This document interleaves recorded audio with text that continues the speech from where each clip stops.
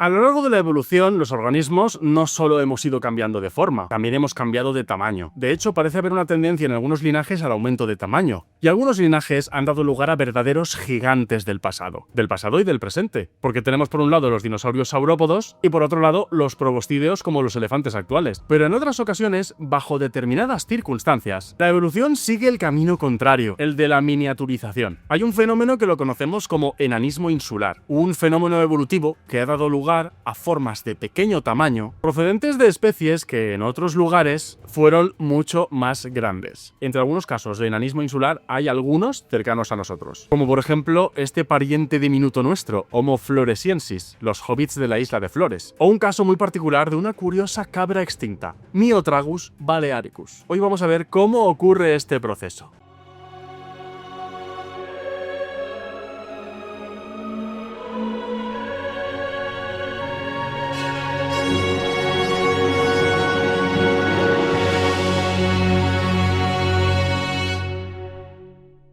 Hola, ¿qué tal? ¿Cómo estáis? Bienvenidos a un nuevo vídeo de el canal de la Fundación PALARC, vuestro canal de arqueología y paleontología humana.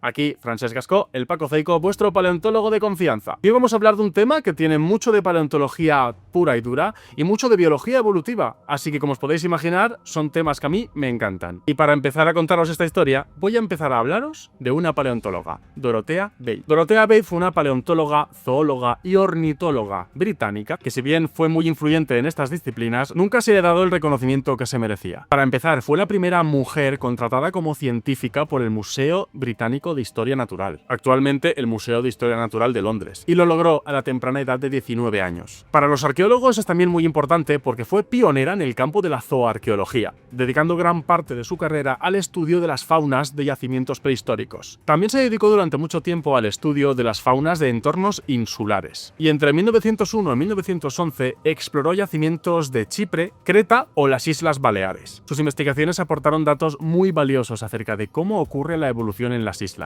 y sobre el fenómeno que en ecología normalmente se conoce hoy en día como la regla de la isla. Bate observó cómo en algunos entornos insulares aislados, donde los recursos son limitados y no hay tantos depredadores como digamos en el continente, algunos animales tienden a reducir su tamaño y robustecerse, mientras que otras especies que en los continentes de partida suelen ser pequeños, en las islas pueden llegar a crecer. Por ejemplo, elefantes e hipopótamos en condiciones de insularidad dieron lugar a formas enanas, mientras que roedores o pequeños reptiles pueden llegar a aumentar de tamaño en estas condiciones. De hecho, en Chipre y en Creta estudió restos de hipopótamos y elefantes enanos, y en Mallorca realizó un gran descubrimiento, uno de sus hallazgos más singulares: los restos de un artiodáctilo extinto, o sea, un pariente de las cabras y de los antílopes, que bautizó como Myotragus balearicus, que viene a significar la cabra rata de las Baleares. Myotragus balearicus es a día de hoy una de las especies más emblemáticas para conocer y estudiar este fenómeno del enanismo insular. Esta especie endémica de las Baleares apenas alcanzaba el medio metro de altura. Sus patas eran cortas y rígidas, lo cual lo convertiría en un animal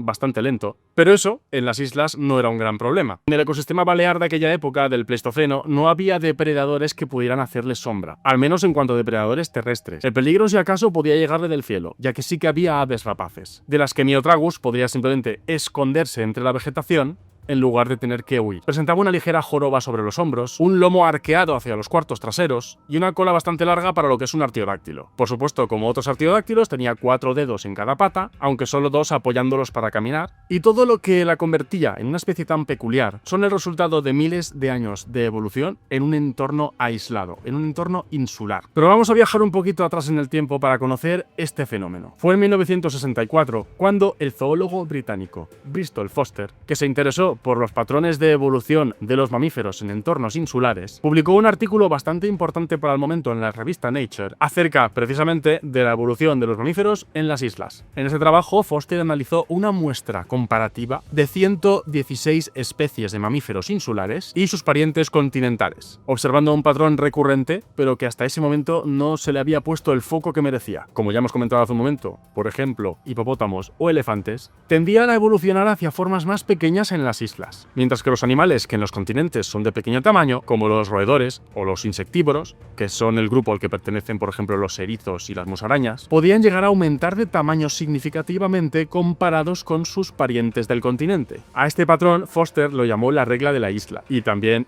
se le conoce como la regla de Foster. Foster propuso que estos cambios de tamaño no eran para nada aleatorios, sino que respondían a las presiones ecológicas propias de ecosistemas insulares. En estas islas, para empezar, los recursos alimentarios son limitados, con lo cual ya por eso se seleccionan individuos más pequeños. Individuos más pequeños que comen menos van a vivir más a gusto en un entorno en el que los recursos son limitados. El espacio geográfico también está restringido. Y por otro lado, con frecuencia no hay grandes depredadores. En este contexto, las especies grandes, que en el continente necesitaban mucho espacio y grandes cantidades de alimento, y que también recibían la presión de depredación al llegar a la isla, simplemente por ahorro energético, que es algo que en la naturaleza ocurre mucho, la presión de selección fue hacia organismos más pequeños que necesitaran menos recursos, tanto alimentarios como para defenderse o escapar de los depredadores. Así, una reducción de tamaño se volvía ventajosa al disminuir las necesidades metabólicas que tenían que ver cubiertas por los recursos limitados de las islas. Y por otro lado, las especies originalmente pequeñas, que en el continente eran seleccionados precisamente hacia tallas pequeñas y que normalmente se escondían de depredadores, de repente esta presión de selección hacia pequeños tamaños desaparecía. Y, por decirlo de alguna manera, podían permitirse crecer un poco más. Desaparecía esa presión de selección hacia tamaños pequeños y de repente el tamaño medio de la población aumentaba. Es decir, tanto el enanismo insular como el gigantismo insular son adaptaciones a un nuevo entorno, un nuevo equilibrio ecológico, adaptándose a las condiciones de aislamiento y escasez. Este estudio, como os podéis imaginar, abrió un nuevo campo de estudio en la biología evolutiva, y desde entonces ha sido confirmado por muchísimos estudios y hallazgos, ya no solo de animales actuales, sino también del pasado reciente y del pasado más remoto. Por ejemplo, en la isla de Creta se han encontrado restos fósiles de proboscideos enanos, pertenecientes al género Paleoloxodon, que pesarían apenas 300 kilos, lo cual es muy poco para un elefante. Bueno, para un proboscideo. En Chipre y Sicilia se conocen especies semejantes, al igual que especies de hipopótamos enanos. La isla de Cerdeña conserva evidencia incluso de cérvidos de ciervos de pequeño tamaño. Y en Mallorca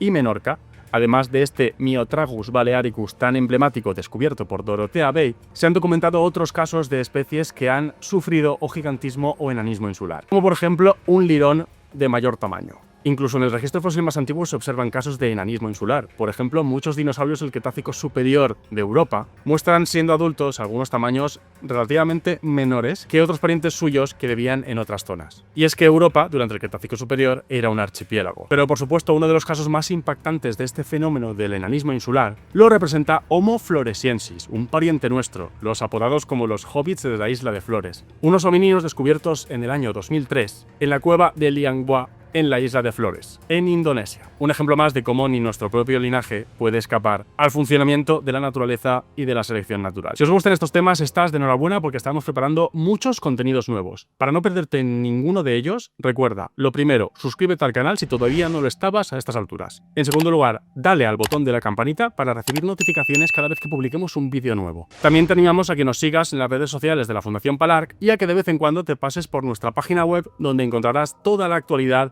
tanto acerca de la arqueología como de la paleontología humana. Te invitamos a que nos acompañes en este apasionante viaje por nuestra historia. Muchas gracias.